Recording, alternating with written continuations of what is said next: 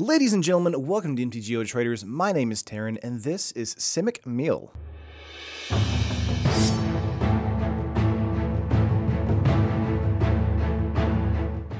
Hour of Devastation brought so many cards with it, but one that none of us were expecting was Fraying Sanity. This card is insane, and it got me thinking, what sort of deck should this go into? But before I get into the video, make sure to hit the like button and subscribe to MTGO Traders for more content like this in the future.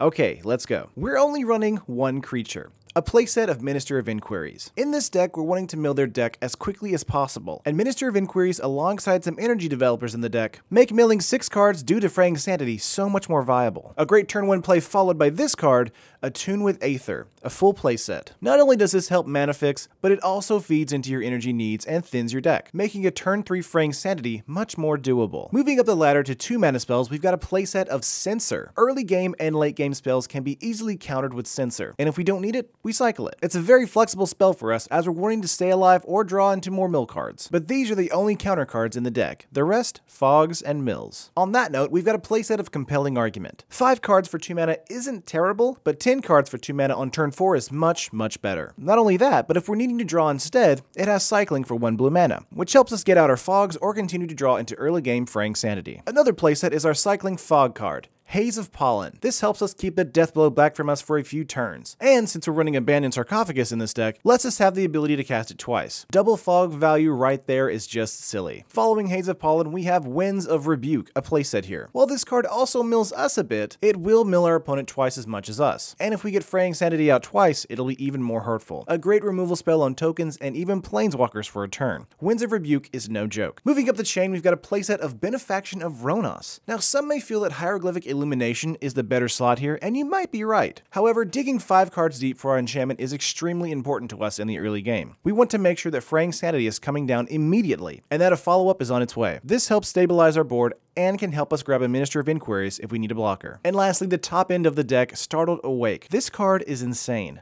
Milling 13 cards is great, but milling 26 on turn 4 is even better. Let's do some math. Opening hand means an opponent has 53 cards in hand. If they play first and you don't play draw spells until you play this, on turn 4 of your turn, they have 50 cards in their deck, meaning you just milled over 50% of their deck in one turn. Devastating. If they don't have a turn 5 answer, you'll likely mill them out with a follow-up Startled Awake or any number of other spells. Winning by turn 5 in this deck is very achievable, and that's why this deck is silly. The 2 artifacts that I've put in the deck are, you guessed it, Abandoned Sarcophagus. We have 12 cycling sources in this deck, and those can all be cast again from the graveyard, giving our spells an extra life. It can be super useful if you're needing a few cards left or needing to survive a few extra turns. And lastly, the enchantment king of this deck, Fraying Sanity. This card is why we built the deck, and it's no wonder why. It's absolutely bonkers. Even if they resolve a spell, they mill 1. It just does so much work for us for only 3 mana. Moving on to lands, we've got 22 here. 2 Aether Hub for Minister of Inquiries and early mana fixing. 2 Botanical Sanctum for early game dual lands, 4 Ipnu River because milling an opponent with a land they can't counter is just dumb, 6 Forest and 8 Islands. It's fairly straightforward and you should be curving out nicely. The sideboard here is another monster altogether. Again, sideboards all depend on your local meta, but this is the sideboard that I put together for the deck. 1 Crook of Condemnation for exiling recurring creatures and spells, 2 Dissenter's Deliverance for cycling artifact hate, 2 Essence Scatter and 2 Negate for control matchups, a playset of Commencement of Festivities if we really want to fog our opponent until death, and a playset of Imprisoned in the Moon. This shuts down planeswalkers, giant threats, and makes sure we can continue our strategy. And that is the full 75. On MTGO Traders, this deck is just under 35 tickets. Not bad at all for a great mill deck. But let me know what you think of the deck. Anything you want to take out? Anything to add? Let me know in the comments below.